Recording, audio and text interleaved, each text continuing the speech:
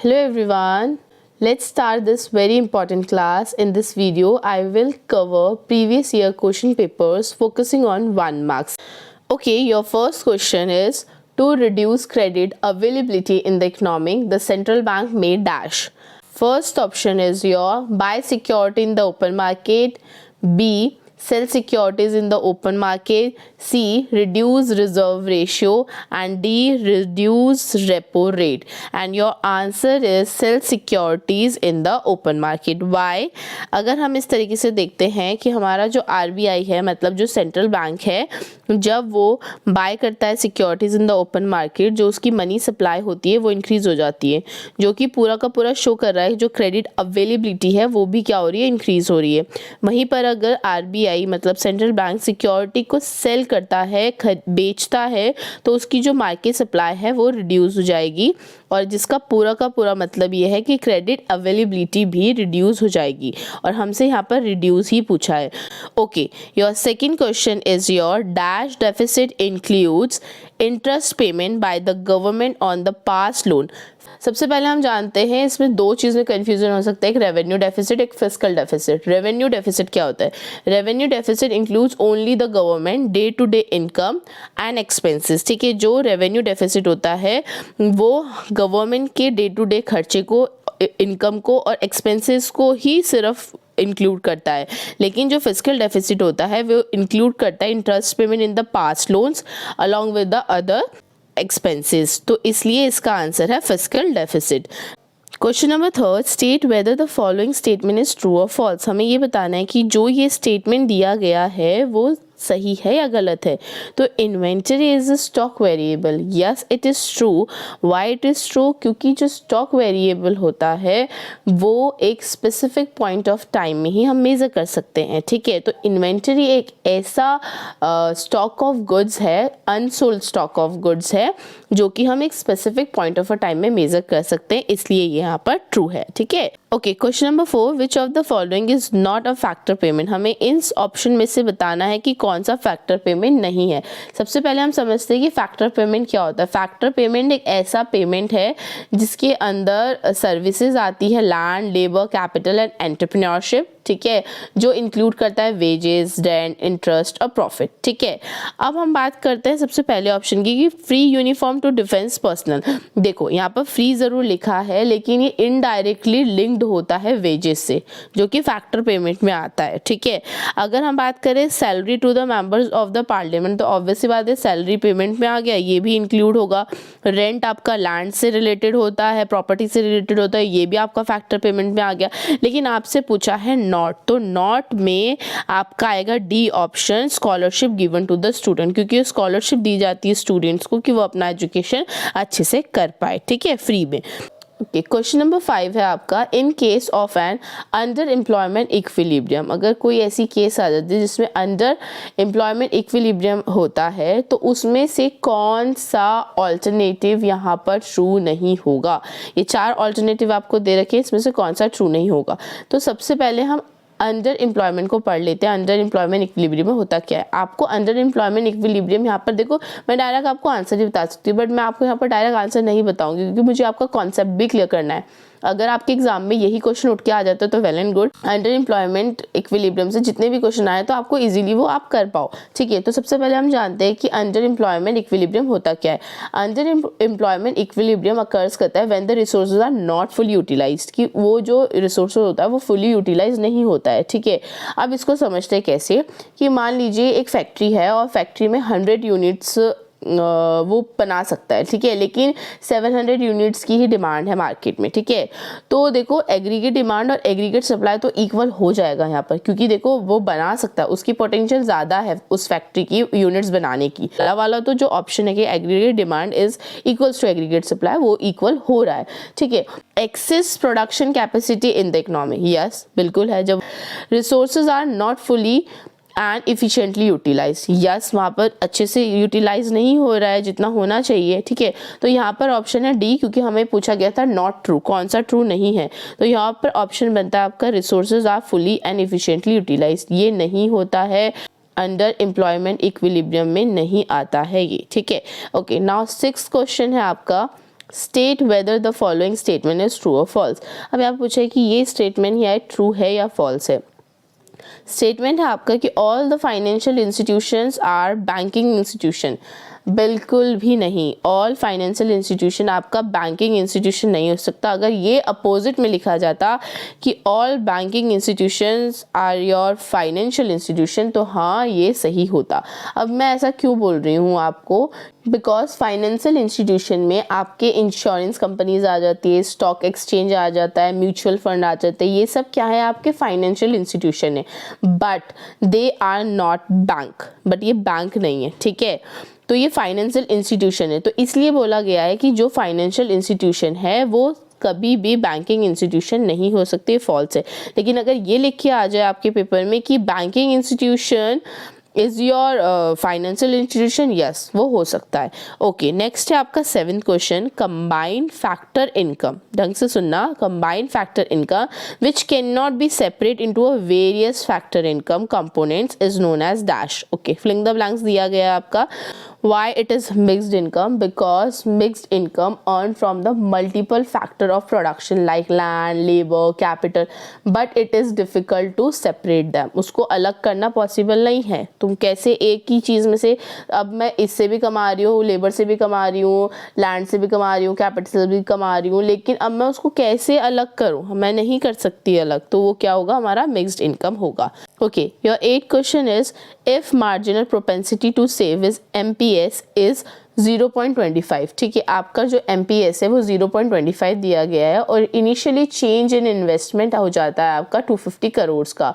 तो आपसे ये पूछा गया है कि then the final change in income would be, तो आपका जो फाइनल चेंज होगा इनकम में वो कितना होगा। ऑप्शन दिया हुआ है आपको 1000 करोड़, 1200 करोड़, 500 करोड़ और 3500 करोड़। हम यहाँ पर फाइंड आउट कर रहे हैं हमारा फाइनल चेंज इन इनकम, ठीक है। सबसे पहले तो हमें MPS दिया है 0.25, इनिशियली जो चेंज हुआ है इन्वेस्टमेंट में वो दिया है 250 करोड़, ठीक है। तो हम यहाँ पर सबसे पहले मल्टीप्लायर का फॉर्मूला लगाएंगे जो कि होता है आपका 1/MPS, ठीक है। तो हमने वो लगाया, उसके बाद हमें MPS दिया कितना है 0.25, हमें इन्वेस्टमेंट कितना चेंज हुआ है, हमारा इन्वेस्टमेंट कितना हुआ है 250 करोड़। तो हमने यहाँ पर मल्टीप्लायर का फॉर्मूला लगाया और हमने किया 1/0.25, ठीक है, जिसका आपका मल्टीप्लायर कितना आया 4। अब हमसे फाइनली ये पूछा गया है कि आपका फाइनल चेंज इनकम में कितना आया, ठीक है। तो हमने उसके लिए क्या किया, फाइनल चेंज को पता करने के लिए, चेंज इन इनकम को पता करने के लिए मल्टीप्लायर को हम यहाँ पर मल्टीप्लाई करेंगे किससे, इनिशियल चेंज ऑफ इन्वेस्टमेंट की, जो आपका 250 करोड़ है, ठीक है। तो हमने उसको किया, हमारा आया 1000 करोड़, ठीक है। तो यहाँ पर आपका आंसर क्या हुआ 1000 करोड़। तो हम ये बोल सकते हैं कि if MPS is 0.24 and the initial change in the investment is 250 crores, then the final change in the income would be 1000 crores. Okay, I hope आपको ये समझ में आया होगा। Now 9th is your define the term of public goods. Public goods क्या होती है? Public goods एक ऐसी गुड है जो सभी लोग यूज़ कर सकते हैं, एवरीवन, ठीक है, सभी लोग यूज़ कर सकते हैं। लेकिन ऐसा नहीं है कि अगर कोई एक पर्सन यूज़ करेगा तो उसकी अवेलेबिलिटी या उसकी वैल्यू कम हो जाएगी, नहीं। अगर मैं मान लीजिए एग्जांपल यहाँ पर दे भी रखा है मैंने कि स्ट्रीट लाइट अगर मैं यूज़ करी तो ऐसा नहीं है कि वो अदर पर्सन उसको यूज़ करेगा तो उसकी वैल्यू कम हो जाएगी, ऐसा नहीं है। मेरे लिए भी वो इक्वली वैल्यूएबल है जितना उसके लिए है, ठीक है, जैसे कि पार्क। नेक्स्ट है आपका 10th क्वेश्चन की net domestic fixed capital formation plus change in stock. ये एक फॉर्मूला है जिसका आंसर है gross domestic capital formation GDCF। Okay, यहाँ पर आपका 11th क्वेश्चन है कि when the nominal gross domestic product मतलब नॉमिनल GDP आपका यहाँ पर 850 करोड़ दे रखा है और आपकी प्राइस इंडेक्स है 120 करोड़। तो आपसे ये पूछा गया कि रियल GDP आपकी कितनी होगी। ये भी आपका एक न्यूमेरिकल क्वेश्चन है, तो इसका ऑप्शन देख लेते हैं हम। 700 करोड़ होगा, 900 करोड़ होगा, 800 करोड़ होगा या 500 करोड़ होगा। ओके, अब सबसे पहले तो हमें फाइंड आउट करना है रियल GDP। तो रियल GDP का फॉर्मूला होता है आपका nominal GDP upon price index multiply by 100। Okay, मैं यहाँ लिख देती हूँ, real GDP formula is equals to nominal GDP upon price index multiply by 100। अब हमें ये पता है कि हमारा नॉमिनल जीडीपी कितना है, तो हमारा नॉमिनल जीडीपी है आपका 840। आपको ये भी पता है आपका प्राइस इंडेक्स कितना है, वो है आपका 120। यहाँ पर दे रखा है नॉमिनल जीडीपी आपका है 840 और प्राइस इंडेक्स है आपका 120। ठीक है, तो अब इसको हम पुट करेंगे यहाँ पर और मल्टीप्लाई कर देंगे 100 से। हमने डिवाइड किया और हमारे पास टोटल पूरा निकल के आया 700 करोड़। आप यहाँ पर कर लेना, 0 से 0 कटो, 12 7 जा 84 मल्टीप्लाई बाय 100, तो आपका आ गया 700 करोड़।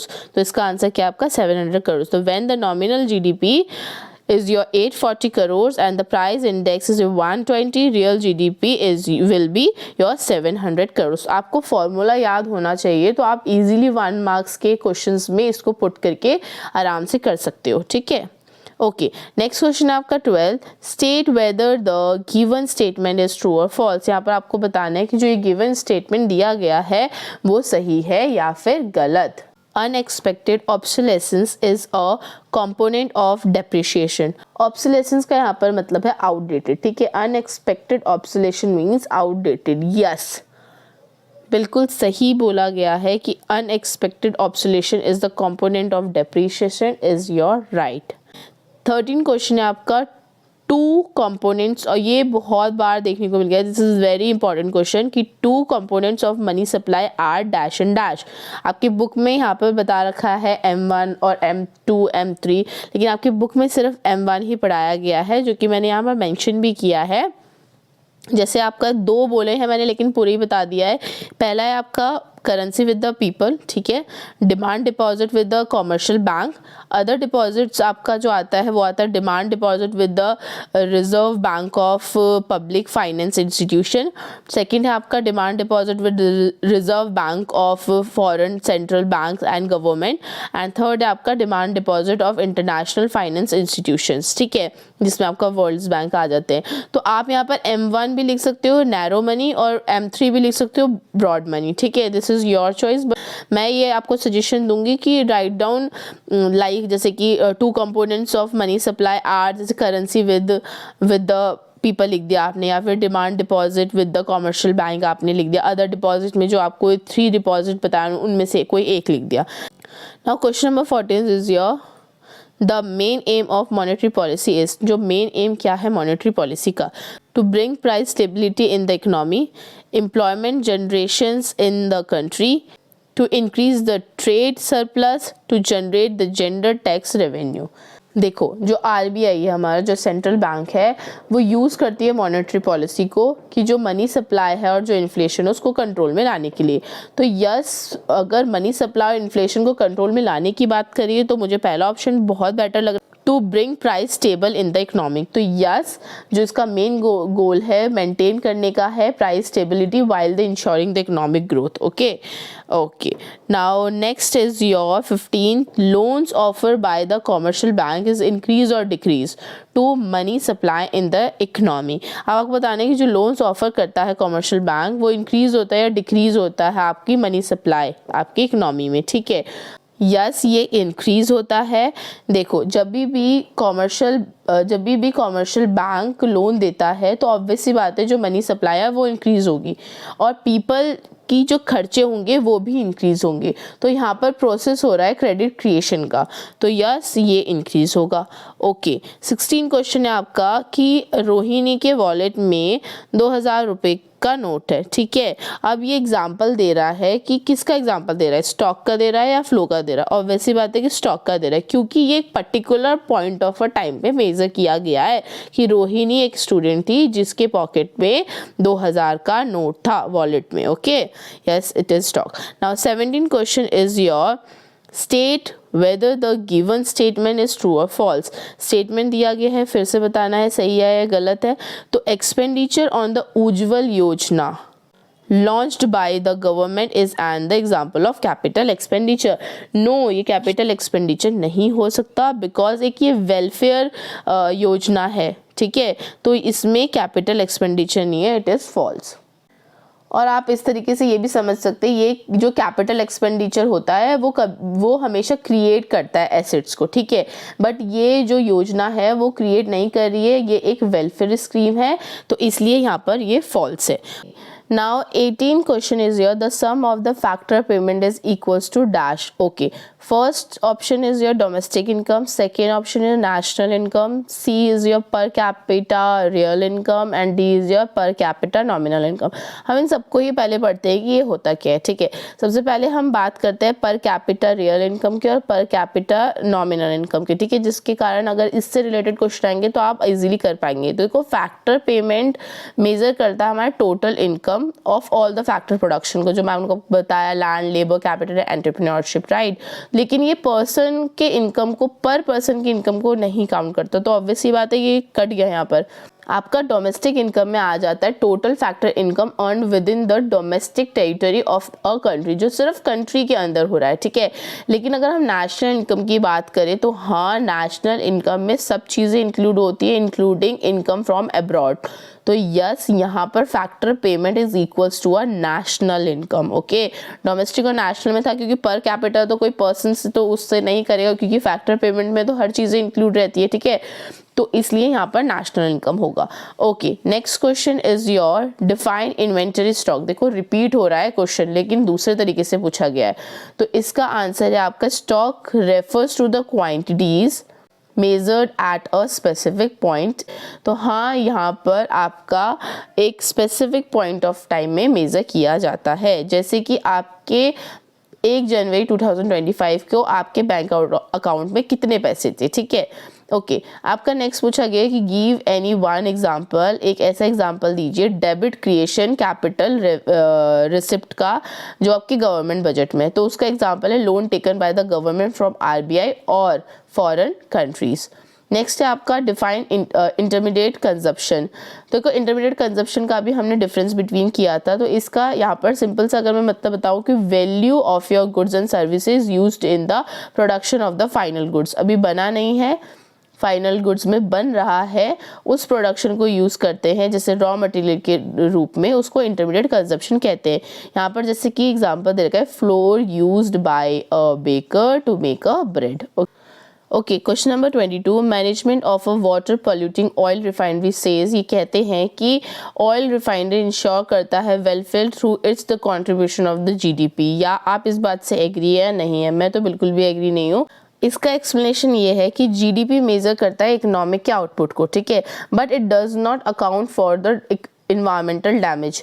इफ़ अगर हमारी रिफाइनरी पॉल्यूट कर रही है वाटर को, इट मीन्स वो हेल्थ को, पर्सन की हेल्थ को हार्म कर रहा है, पीपल की हेल्थ को हार्म कर रहा है, जो बिल्कुल रिड्यूस शो कर रहा है ट्रू इकोनॉमिक वेल्थ को, मतलब वो बिल्कुल भी इकोनॉमिक वेल्थ को यहाँ पर नहीं दिखा रहा है, ये गलत है।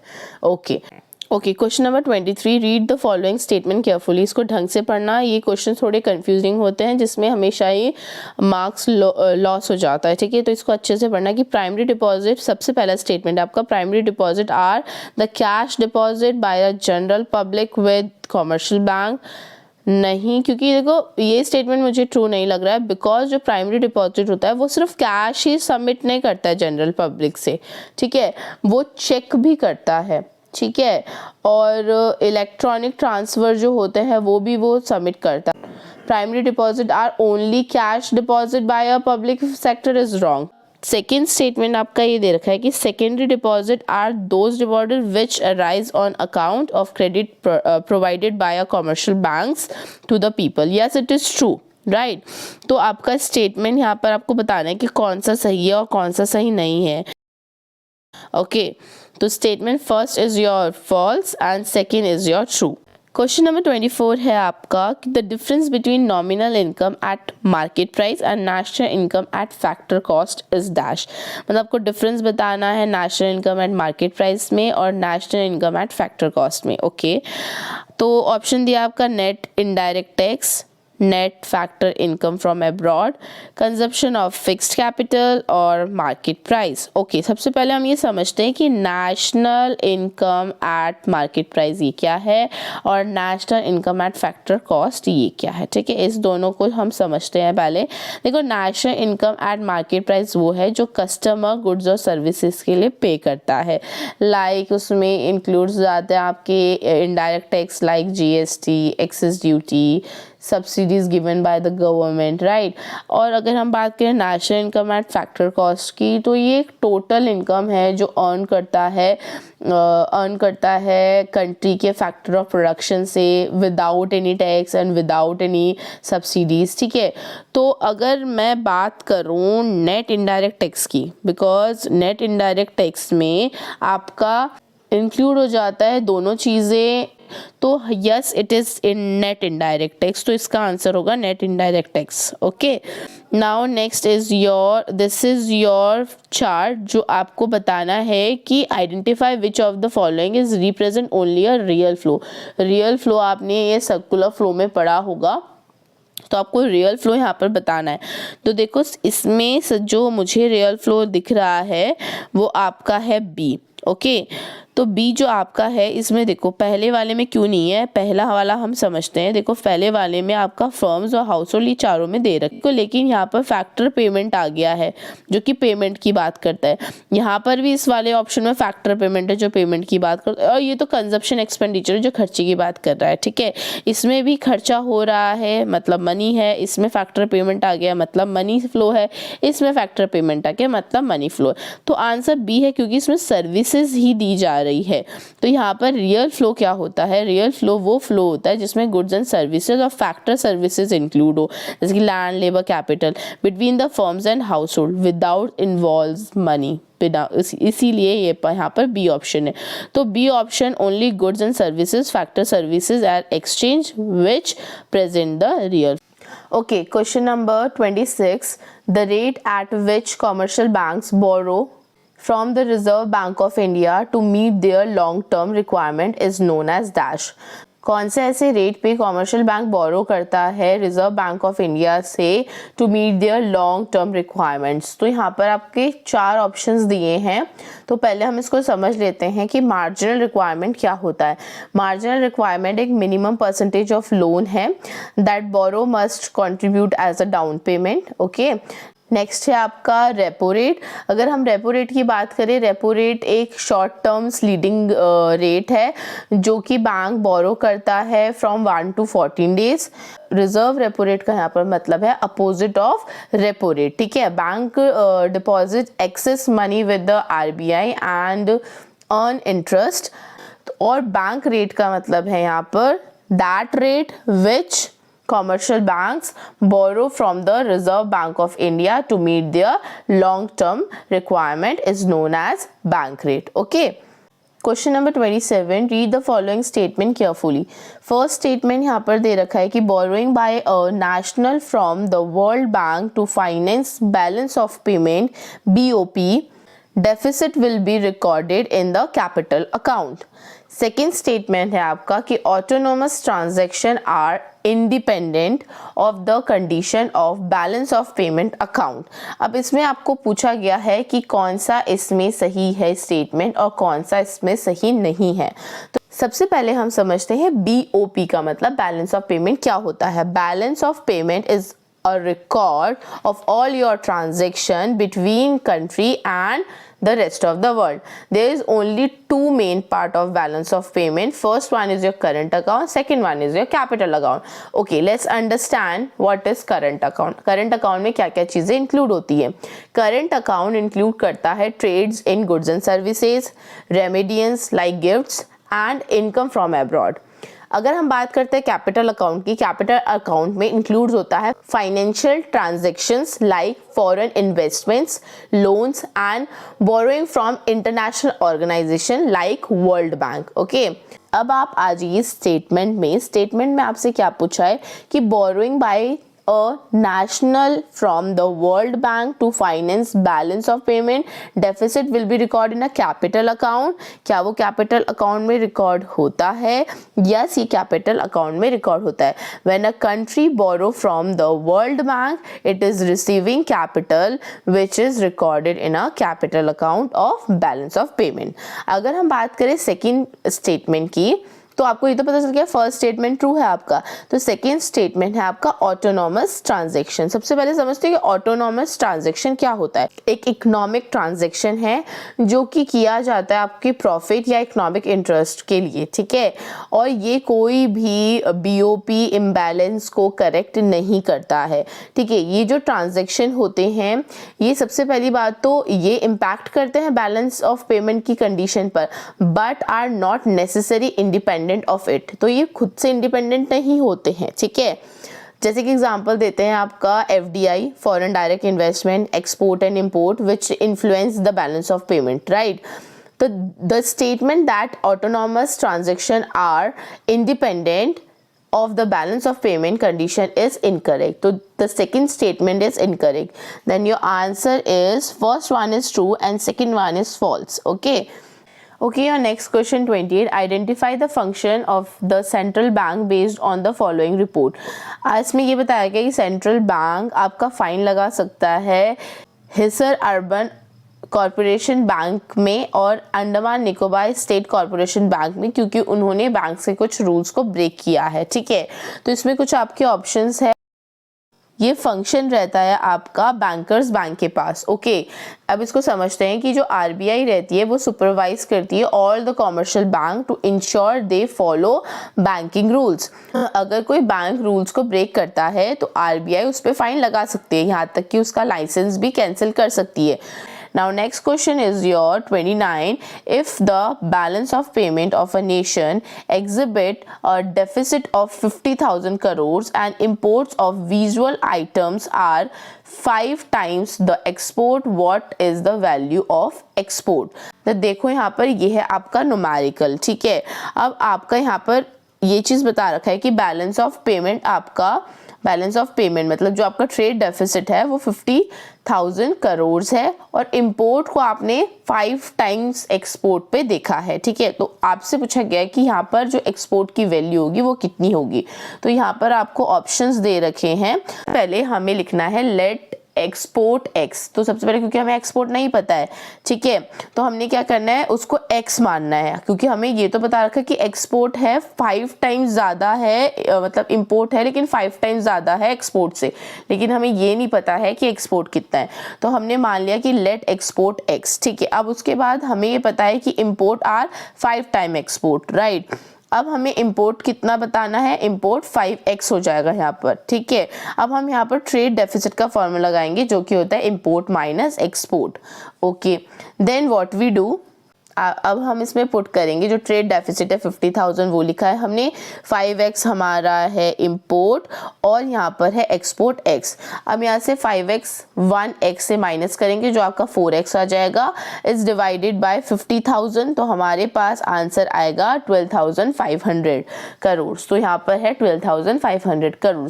आप इस टाइप के न्यूमेरिकल्स को बहुत ईजीली कर सकते हैं जब आपको फॉर्मूला पता हो, आपको ये पता हो कि मुझे करना कैसे है, ठीक है. Question number 30.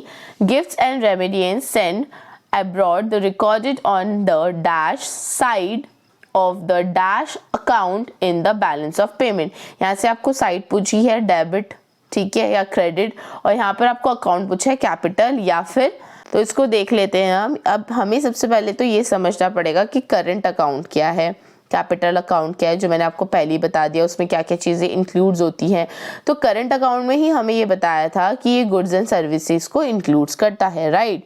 तो हमें यहाँ पर क्या पूछा, अब गिफ्ट्स और रेमेडियंस क्या है हमारा, वो हमारा है करंट अकाउंट में रिकॉर्ड होता है, राइट. अब वो कौन सी साइड में होता है, ये होता है डेबिट साइड में, क्योंकि डेबिट साइड में इंक्लूड होता है रेमेडियंस मतलब गिफ्ट. ओके, तो इसका आंसर होगा debit and current. Now question number 31, identify the correct equation. ये इक्वेशन दी गई है और आपको इसमें से करेक्ट इक्वेशन को पता करना है। तो सबसे पहले हम समझते हैं MPC का मतलब जो होता है marginal propensity to consume. Marginal propensity to consume होता है जब अपनी इनकम से कंज्यूमर खर्च करता है, ठीक है, फॉर कंजप्शन, ठीक है। अब MPS का मतलब होता है मार्जिनल प्रोपेंसिटी टू सेव। इसका मतलब होता है अपनी इनकम से वो कुछ पैसे बचाता है। जब ये दोनों चीज़ें होती हैं तो आप क्या कर रहे हो, खर्च भी कर रहे हो, सेव भी कर रहे हो, तो उसका जो सम होगा वो क्या होगा, ऑलवेज इक्वल 1 होगा। तो इसका आंसर होगा MPC plus MPS equals to 1, मतलब ऑप्शन बी।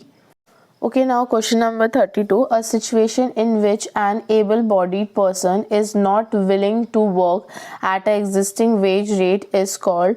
तो ये कौन सा होता है, full employment, involuntary unemployment, voluntary unemployment या फिर disguised unemployment। तो ये होता है आपका voluntary unemployment। ओके, इसको समझते हैं कैसे, क्योंकि देखो इस क्वेश्चन में एक सिचुएशन डिस्क्राइब की है, जो एक पर्सन है वो एबल बॉडीड है, मतलब फिजिकली कैपेबल है वर्क करने के लिए, बट उसके पास चॉइसेस नहीं है not to work at a existing wage rate. अब देखो जो वॉलंटियर अनएम्प्लॉयमेंट होते हैं वो होते हैं when people refuse to work, जो जिसको काम नहीं करना, ठीक है, at a privilege wage rate because they are not satisfy with it. वो सेटिस्फाई नहीं है या वो सच वेट कर रहे हैं कोई बेटर अपॉर्चुनिटी के लिए। और यहाँ पर तो सबसे मेन इंपॉर्टेंट बोल दिया है कि person is not willing to work.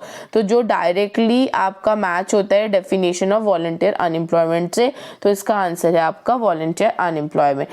देखो जो आपका ये पहला स्टेटमेंट दे रखा है कि full employment situations refers to the absence of involuntary unemployment, ये बिल्कुल ट्रू है, बिकॉज जो फुल एम्प्लॉयमेंट का यहाँ पर मतलब होता है सीधा कि everyone who is willing and able to work at a privilege wage rate, right. तो यहाँ पर डायरेक्टली बोला गया है कि हाँ ये फुल एम्प्लॉयमेंट है, हाँ, और living no involuntary unemployment. Yes, involuntary unemployment के एब्सेंस होने का रीज़न सिचुएशन क्रिएट करता है full employment. Yes, it is true, क्योंकि इसका ये रीजन दिया था कि under full employment situation all the willing and able bodied people get employed at a privileged rate. Yes, ये भी true है, because full employment ensure करता है कि any person who wants a job और उसके पास कैपेबिलिटी है काम करने की, तो find employment at a existing market wage. तो यस, इट इज ट्रू। इसका आंसर होगा आपका both assertion A and reason R true, and reason R is correct explanation of assertion A. ये एक आपका ट्रांजैक्शन रिकॉर्ड है जो आपका over a period of 1 month है। यहाँ पर जो डाटा शेयर किया गया है वो नेशनल स्टॉक एक्सचेंज से डाटा लिया गया है, और यहाँ पर एक ट्रांजैक्शन हुआ है फॉरेन इंस्टीट्यूशन इन्वेस्टर्स के द्वारा, जो कि net selling of worth ₹309 crore का है, ठीक है। तो आपको बैलेंस ऑफ पेमेंट में ये ट्रांजैक्शन किस रिकॉर्ड के अंदर आता है ये बताना है, किस साइट के अंदर आता है और किस अकाउंट में आता है ये बताना है। यहाँ पर आपको 4 ऑप्शन दिए गए हैं, ठीक है। तो सबसे पहले हमें पता है कि balance of payment has 2 main account. Current account उस रिकॉर्ड को इन्वॉल्व करता है जो trade in goods and services है, income and transfers, right. And capital account is record capital flow like investment and loans, right. And अगर हम situation की यहाँ पर बात करें तो सिचुएशन यहाँ पर क्वेश्चन में ये हो रहा था कि foreign institutional investors selling of ₹309 crore worth of investment. तो यहाँ पर जो मनी का फ्लो हो रहा है वो आउट ऑफ इंडिया होगा, राइट। तो so it is recorded on the debit side. Debit side के अंदर आउटफ्लो इंक्लूड्स होता है, इट इन्वॉल्व्स इन्वेस्टमेंट ऑल्सो, तो it involves in capital account also. Your answer is here debit and capital. Question number 37 is your identify the incorrect features of the money supply for the following. You know that कि आपका balance of payment और money supply से बहुत बार question आ गया है, stocks flow बहुत बार ये देखने को मिला है, तो मेक श्योर आप इसको अच्छे से पढ़ के जाए। जो हमारे अकाउंट है 2 बैलेंस ऑफ पेमेंट के, उसको भी अच्छे से पढ़ के जाए, कौन से साइड्स में क्या क्या चीज़ें इंक्लूड होती हैं उसको भी अच्छे से पढ़ के जाए, ये आपको पेपर में बहुत ज़्यादा हेल्प करेगा। ओके, तो यहाँ पर आपको 3 ऑप्शन दिए गए हैं और आपको इसमें बताना है कि मनी सप्लाई का कौन सा फीचर नहीं है, कौन सा इनकरेक्ट फीचर है। Okay, it is measured eight point of time. Yes, it is measured eight point of a time. क्योंकि जो मनी सप्लाई है is a stock concept. Okay, second option यहाँ पर नहीं है because money supply does not include money held by the government if it is in the form of the currency circulation. Okay, now third is your it is always the currency in the hands of the central bank of nation, मतलब RBI के पास।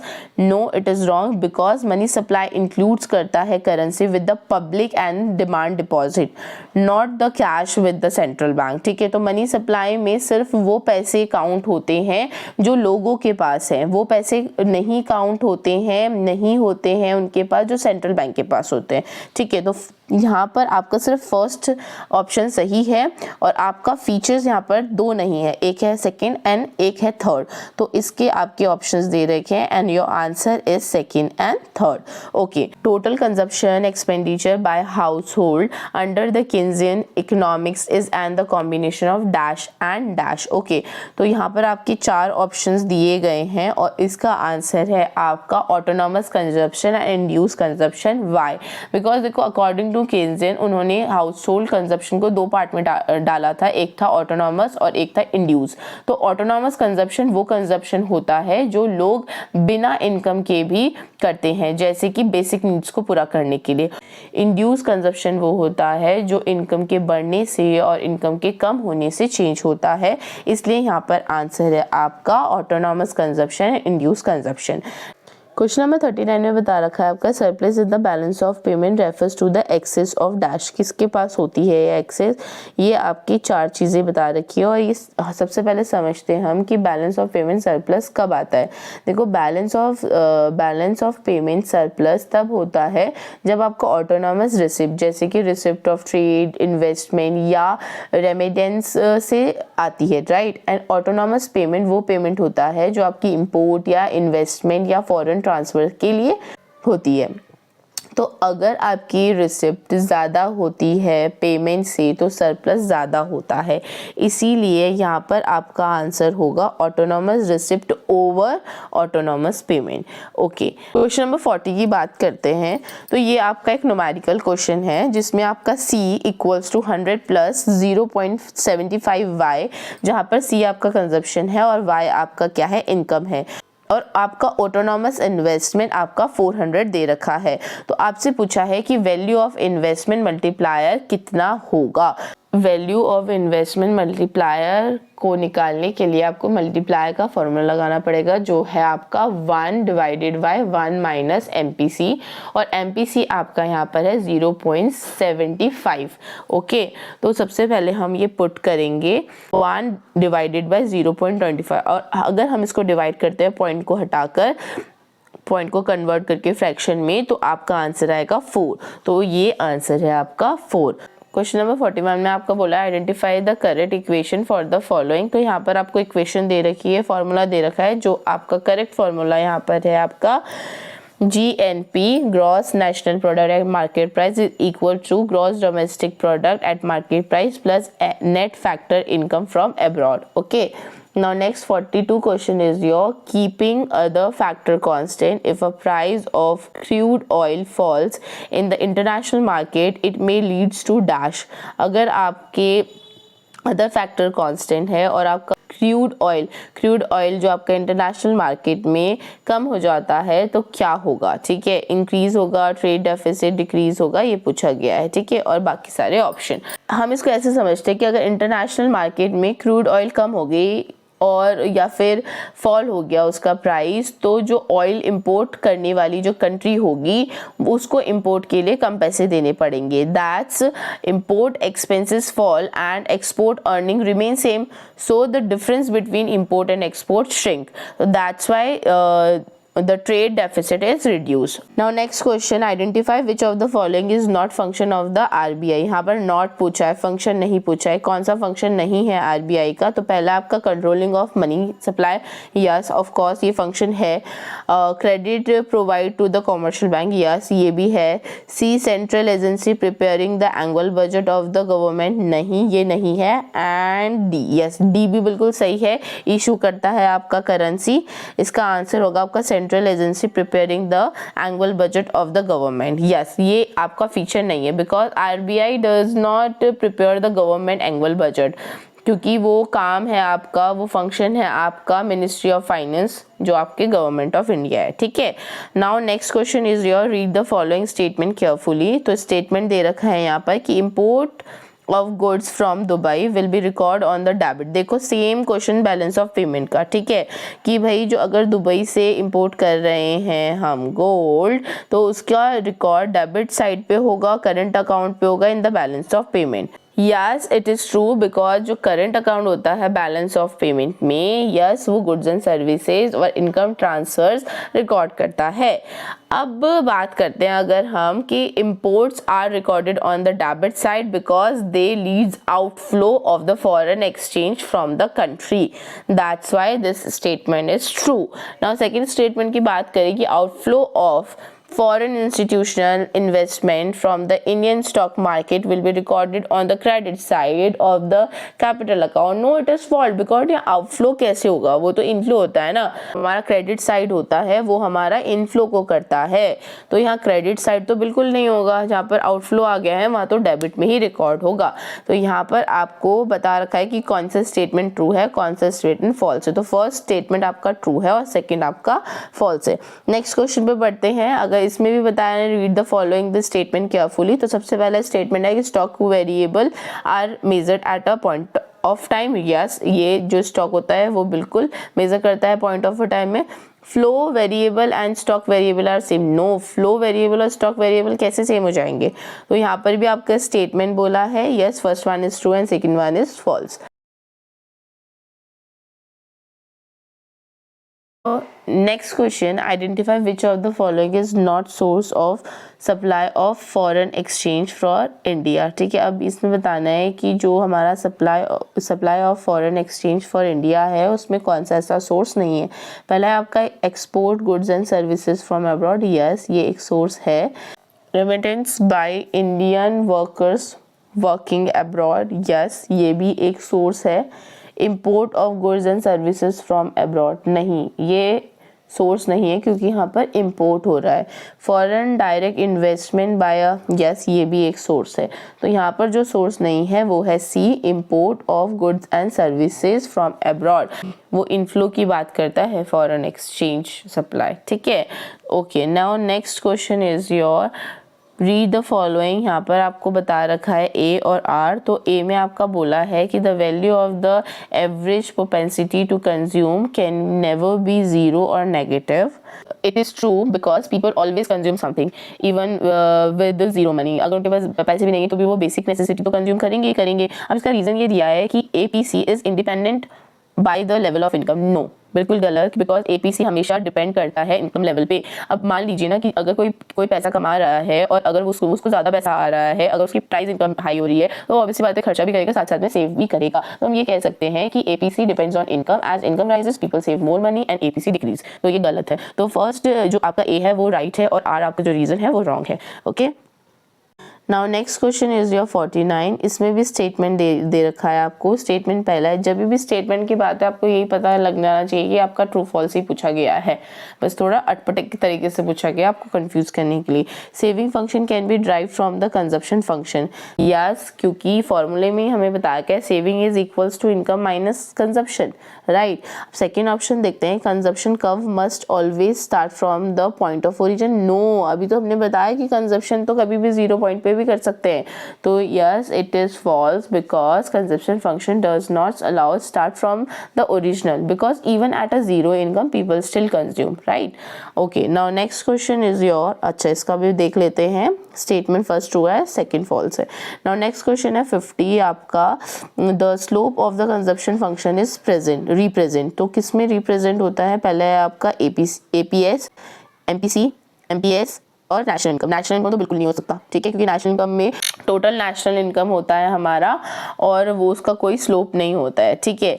अब हमें पूछा है कि consumption, ठीक है, consumption, अब हम एस वाला भी डालते थे, मार्जिनल प्रोपेंसिटी टू सेव, और एवरेज प्रोपेंसिटी टू सेव भी डालते, तो हमारे पास ऑप्शन बचता है marginal propensity to consume. Yes, it is true.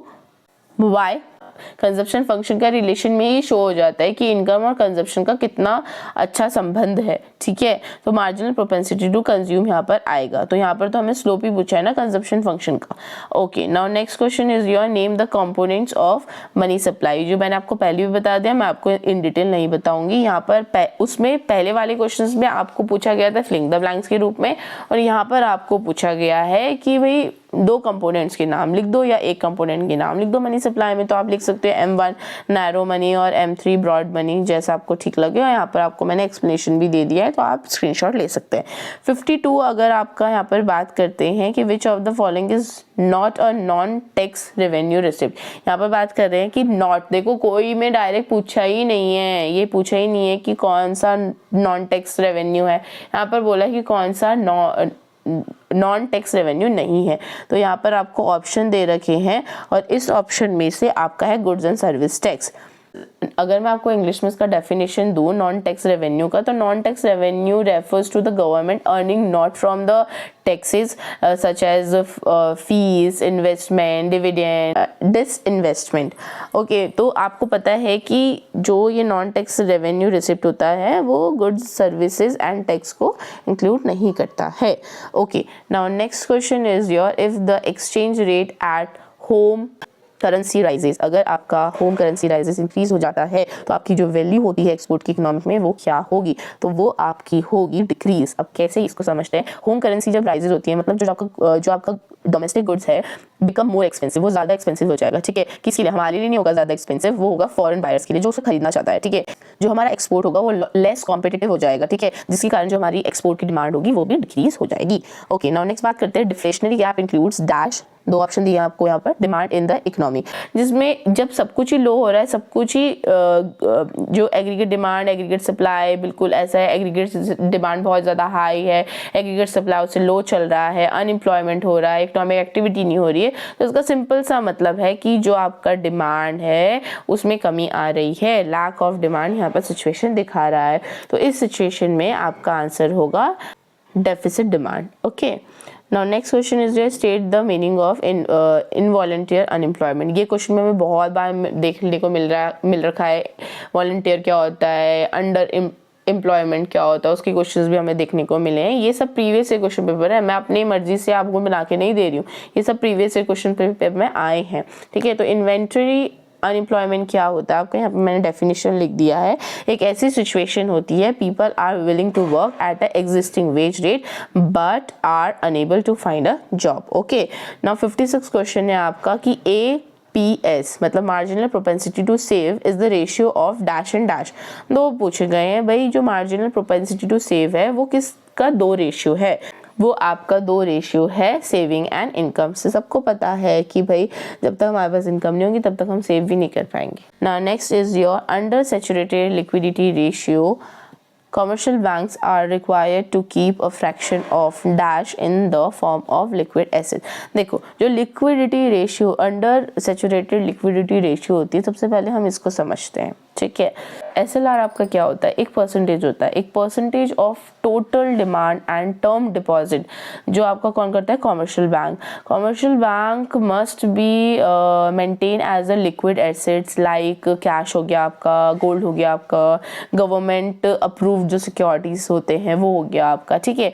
तो ये सब चीज़ें आती हैं। तो अब ये पूछ रहा है कि कौन सा फ्रैक्शन होगा in the form of liquidity asset, तो ये होगा आपका, देखो दोनों आ गया total demand and term deposit जो अभी हमने समझा। तो सबसे पहले आपको मतलब पता होना चाहिए कि SLR, अगर SLR का क्वेश्चन पूछा गया तो उसका मतलब क्या है। इतना लंबा वीडियो बनाने का एक ही मोटिव है भाई कि आपको समझ में आए, अगर इससे रिलेटेड क्वेश्चन आए तो आपको वो कर पाओ, इसीलिए इतना लंबा वीडियो जा रहा है ये, ठीक है। तो इसका आंसर होगा आपका total demand and term deposit. Okay, now next है आपका कि state the following is true और फॉल्स। बताना है कि government budget is annual statement showing the actual receipt and the actual payment of the government for the last financial year। सबसे पहले तो आपको ये पता होना चाहिए भाई एक्चुअल रिसिप्ट और एक्चुअल पेमेंट है क्या, तभी तो आप इसका बता पाओगे आंसर ये फॉल्स है या ट्रू है।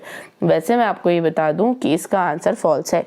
अच्छा, क्यों और कैसे मैं आपको बताती हूँ। देखो, जो गवर्नमेंट बजट होता है वो एस्टिमेट करता है हमारे कि एक्सपेक्टेड जो रेवेन्यू है और एक्सपेंडिचर है अपकमिंग फिस्कल ईयर से होता है, मतलब आने वाले साल से होता है, not the actual receipt and the payment of the last fiscal year. नहीं, ये कभी देखता ही नहीं है भाई ये किस चीज़ से आ रहा है, वो आने वाले टाइम से देखता है। नेक्स्ट क्वेश्चन है आपका, primary deficit can be zero. Primary deficit आपका कब जीरो होगा? कि फिस्कल डेफिसिट जब इक्वल होगा इंटरेस्ट पेमेंट से, राइट? जब फिस्कल डेफिसिट इंटरेस्ट पेमेंट से इक्वल होगा तो वो क्या होगा? प्राइमरी डेफिसिट होगा।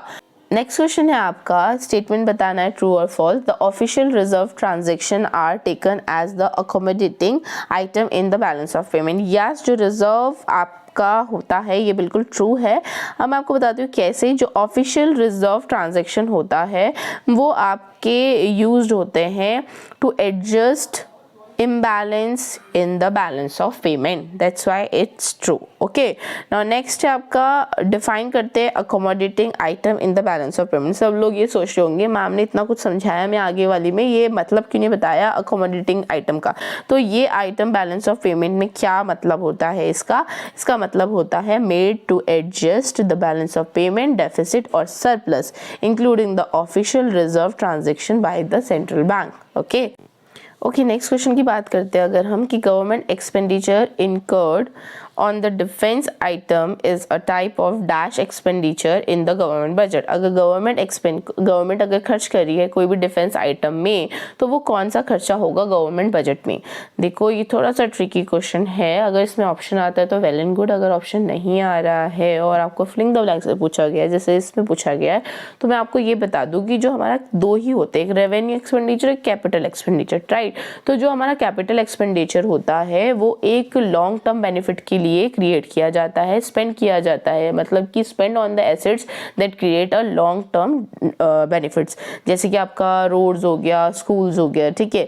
लेकिन अगर हम बात करते हैं रेवेन्यू की, देखो क्योंकि यहाँ पर फिक्स नहीं बताया है ना, यहाँ पर जो डिफेंस आइटम बताया वो फिक्स नहीं बताया है। देखो मेरे हिसाब से तो यहाँ पर आंसर होगा आपका, क्योंकि देखो डिफेंस आइटम अगर हम ले रहे हैं, टैंक्स, एयरक्राफ्ट ऐसे ले रहे हैं, तो आप हमारा आंसर आएगा कैपिटल एक्सपेंडिचर। लेकिन अगर डिफेंस एक्सपेंडिचर पे अगर हम ले रहे हैं सैलरी या फिर डेली वेजेस पे कोई भी मेंटेन कर रहे हैं तो उसमें रेवेन्यू आएगा। तो यहाँ पर आइटम शो कर रहा है एक न्यू एसेट्स, जो टैंक भी हो सकता है या कुछ भी हो सकता है, तो यहाँ पर मेरा आंसर रहेगा capital expenditure. State of the following which statement true और फॉल्स, कौन सा सही है और कौन सा गलत है?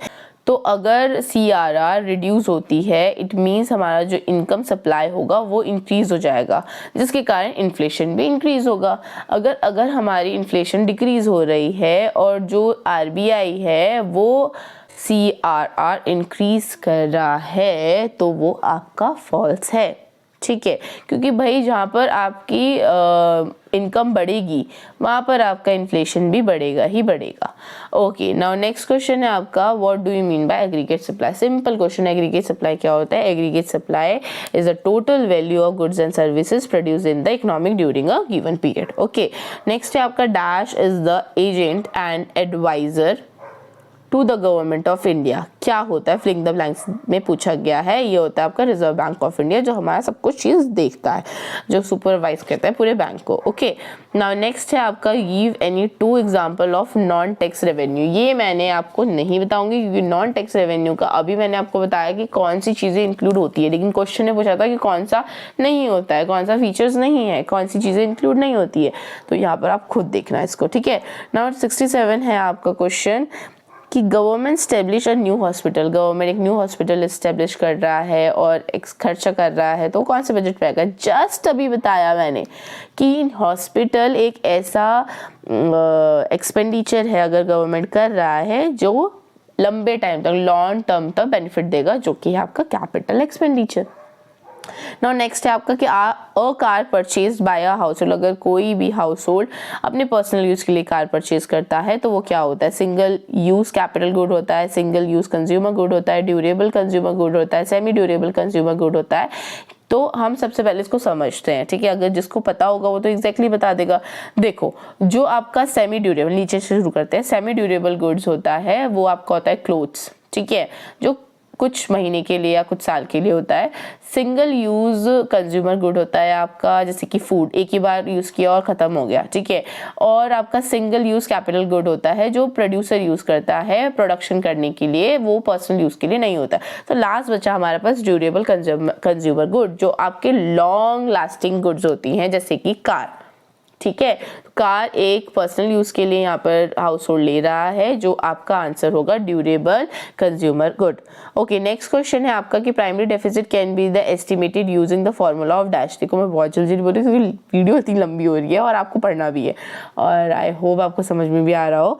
तो primary deficit can B estimate using the formula, कौन सा फॉर्मूला लगाती है प्राइमरी डेफिसिट को एस्टिमेट करने के लिए? अभी बताया कि primary deficit is equals to when fiscal deficit minus by interest payment. Okay, now next है आपका डैश।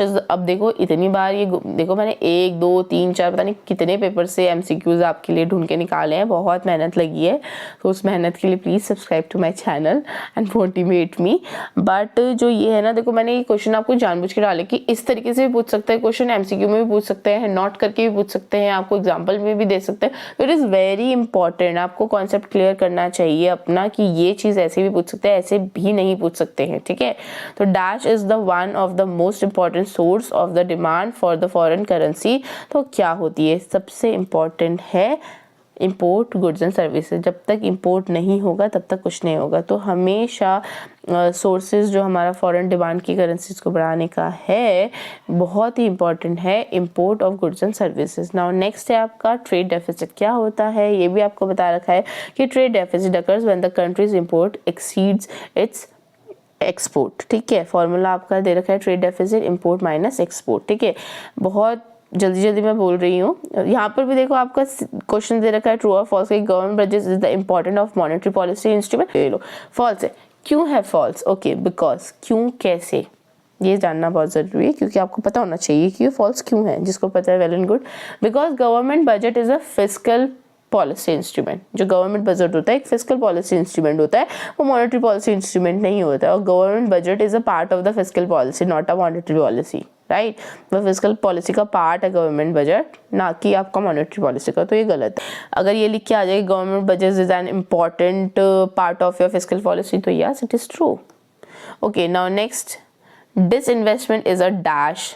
डिसइन्वेस्टमेंट एक नॉन टैक्स रेवेन्यू है। देखो यहाँ पर पता होना चाहिए, नॉन टैक्स रेवेन्यू रिसिप्ट है आपका डिसइन्वेस्टमेंट। तो यहाँ पर आपसे पूछेंगे कि वो कैपिटल रिसिप्ट में आएगा या रेवेन्यू रिसिप्ट में आएगा आपके गवर्नमेंट में। यस, वो आपके कैपिटल रिसिप्ट में आएगा। एज इफेक्टिव डिमांड क्या होता है, आपको एक सुटेबल डेफिनेशन भी यहाँ पर लिखना है। इफेक्टिव डिमांड तब आपका होगा जब फुल एम्प्लॉयमेंट इक्विलिब्रियम आपका होगा। Okay, define foreign exchange rate. The foreign exchange rate is the price of one currency in the term of other currency. Question में पूछा गया है ट्रू और फॉल्स। इकोनॉमिक्स की केन्सियन थ्योरी में बताया गया है कि full employment can never exist. Full employment कभी भी एग्जिस्ट नहीं करती है हमारी इकोनॉमी में। यस, ये सही है इकोनॉमी में। Okay, last question is your according to the theory of the Keynesian, the value of the average propensity to consume can never be dash. कभी भी नहीं हो सकता। ये भी थ्योरी के अंदर ही था कि जो APC है, एवरेज प्रोपेंसिटी टू कंज्यूम, वो कभी भी क्या नहीं होगा, 0 नहीं होगा, 1 नहीं होगा, या मोर देन 1 नहीं होगा, या लेस देन 1 नहीं होगा। वो कभी भी 0 नहीं होगा, क्योंकि 0 लेवल पे भी कंज्यूमर खरीदते हैं to fulfil their basic necessity. Okay, thank you so much for watching till the end. I hope आपके पेपर में हेल्पफुल हो। एंड सॉरी मैंने इस वीडियो को बहुत लेट डाला, बट जो भी इस वीडियो को देख रहा है please subscribe to my channel and motivate me. And all the best for your exam. तब तक के लिए take care and bye bye.